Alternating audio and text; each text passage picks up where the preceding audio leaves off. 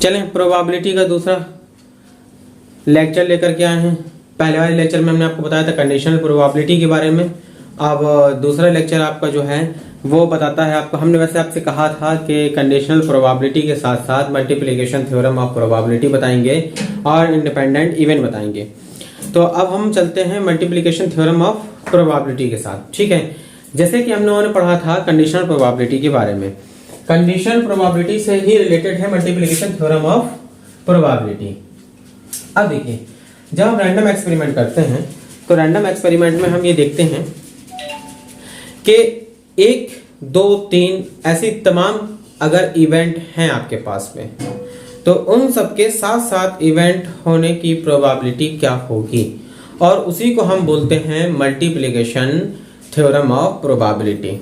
जैसे मान लीजिए आपके पास में एक ताश की गड्डी है जिसमें आपके 52 पत्ते होते हैं, ठीक है, और हम इसमें से 2 पत्तों को निकालना चाहते हैं, ठीक है, और वो 2 पत्ते कैसे हों, दोनों ही बादशाह हों यानी किंग हों। ठीक, अब आप ये जानते हैं कि टोटल जो किंग्स होते हैं वो आपके पास में 4 होते हैं आउट ऑफ 52। क्लियर है? इसमें से अगर हम विदाउट रिप्लेसमेंट किंग्स फाइंड करते हैं एक के बाद एक, पहले हम एक किंग्स निकालते हैं, फिर उसके बाद में हम दूसरा किंग्स निकालते हैं, ठीक है, एक के बाद एक हम रैंडम एक्सपेरिमेंट करते हैं। तो हम ये देखते हैं कि हमें दोनों इवेंट के साथ साथ इवेंट होने की प्रोबेबिलिटी चाहिए होती है। ठीक है, जैसे मान लीजिए ए एक ऐसी इवेंट है कि एक किंग हमने फाइंड किया है, आफ्टर देन एक बी एक इवेंट है जिसमें हमने दूसरा किंग फाइंड किया है विदाउट रिप्लेसमेंट। तो इसका मतलब ये हुआ कि अगर हम देखें तो टोटल किंग्स थे आपके पास में 4 आउट ऑफ 52, तो ए की प्रोबेबिलिटी तो ये कहलाएगी एंड बी की प्रोबेबिलिटी ये होगी कि आपने देखा कि एक किंग बाहर आ चुका है यानी कि 3 किंग बचे हैं, और आउट ऑफ 51 यानी कि एक पत्ता बाहर आ चुका था तो आप 51 बचे हैं, और इन दोनों का जो मल्टीप्लाई होगा वही आपका क्या होगा, रिजल्ट होगा, है ना। तो ये मल्टीप्लिकेशन थ्योरम ऑफ प्रोबेबिलिटी कहलाती है। इसका मतलब हम ये समझेंगे कि ये कंडीशनल प्रोबेबिलिटी से किस तरीके से कनेक्टेड है। देखिए कंडीशनल प्रोबेबिलिटी क्या थी आपकी, P A upon B is equal to P A intersection B upon P B. It means ये है कि अगर हम पी ए इंटरसेक्शन बी देखें तो यह आएगा P A upon B into P B, और यही आपकी मल्टीप्लिकेशन थ्योरम ऑफ प्रोबेबिलिटी कहलाएगी। कैसे देखते हैं, P A by B into P B. अब ये क्या कहता है, पी ए इंटरसेक्शन बी यानी ए और बी दोनों के इवेंट होने की प्रोबेबिलिटी को रिप्रेजेंट करता है। इसका मतलब ये हुआ कि अगर हमें ए और बी दोनों इवेंट को की प्रोबेबिलिटी निकालना है तो हम पी ए इंटरसेक्शन बी दोनों के लिए अगर निकालना है तो हम इसका यूज करते हैं, या फिर हम इसे ए बी भी लिख सकते हैं, यानी कि दोनों के साथ घटित होने की प्रोबेबिलिटी। तो हमें ये वैल्यू निकालना है और यही वैल्यू आपकी कहला रही है मल्टीप्लिकेशन थ्योरम ऑफ प्रोबेबिलिटी। और इसके लिए हमने ये देखा है कि पी बी ये एक ऐसी इवेंट थी जो हमें गिवन थी, और ये कंडीशनल प्रोबेबिलिटी थी, यानी कि जब बी गिवन थी तब हम ए की कंडीशनल प्रोबेबिलिटी निकाला करते थे। तो कहानी वही हुई ना कि एक इवेंट हो चुकी है और उसके बाद हम दूसरे इवेंट होने की प्रोबेबिलिटी निकालेंगे।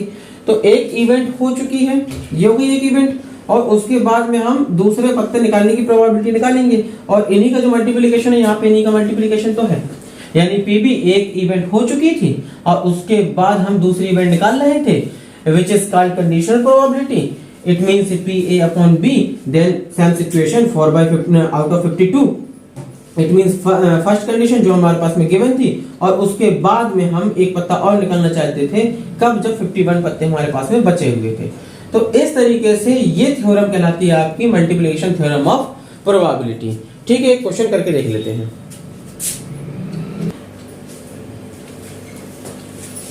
देखिए क्वेश्चन आपके पास में एनसीईआरटी बेस्ड है, और ये क्वेश्चन कह रहा है based on multiplication theorem of probability.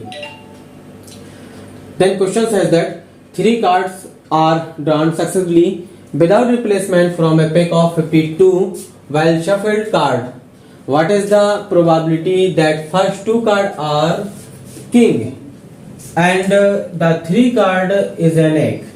इसका मतलब ये हुआ कि 3 कार्ड फाइंड किए जाते हैं एक गड्डी से और विदाउट रिप्लेसमेंट, यानी उन कार्ड्स को फिर वापस गड्डी में रखना नहीं है। From a pack of 52 well shuffled, अच्छी तरीके से फेंक करके, ठीक है। What is the probability that first two card, जो फर्स्ट टू कार्ड यानी पहला और दूसरा कार्ड जो हम निकालने वाले हैं, वो पहला और दूसरा कार्ड क्या होगा, किंग होगा, एंड जो तीसरा कार्ड हम निकालेंगे वो क्या होना चाहिए, एक इक्का होना चाहिए, ठीक है।